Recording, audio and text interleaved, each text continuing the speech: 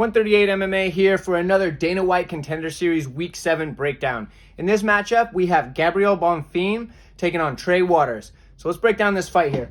Let's start with Trey Waters. He is 6-0, and he's a very tall, rangy striker. He's looking at 6'4" with a 77-inch reach, and he uses it very well.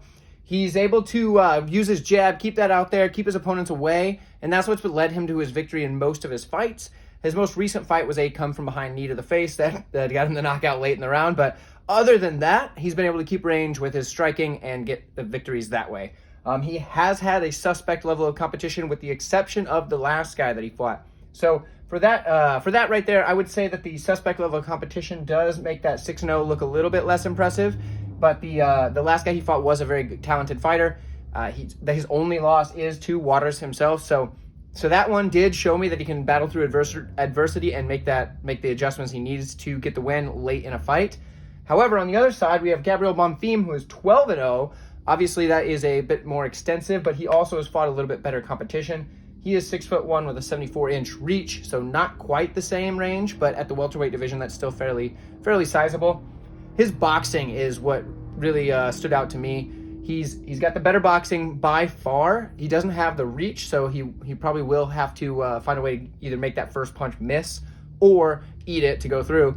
But he does have good boxing offensively and defensively.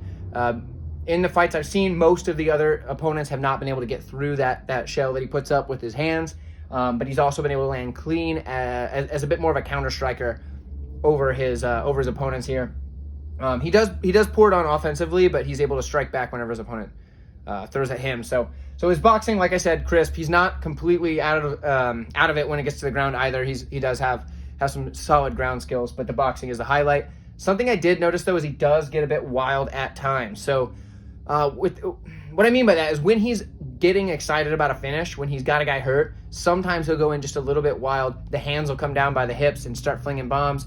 He doesn't do that unless he's got the other guy hurt, but he has ate a few shots when that happens to him. And with a guy like Waters, who just won his last fight by a late fight stoppage, I could see something like that happening here. However, more confidence is on the side of Bonfim. Bonfim's going to be my pick in this fight here. I do think he has more paths to victory. I do think he's the overall better fighter, but I wouldn't count Waters completely out.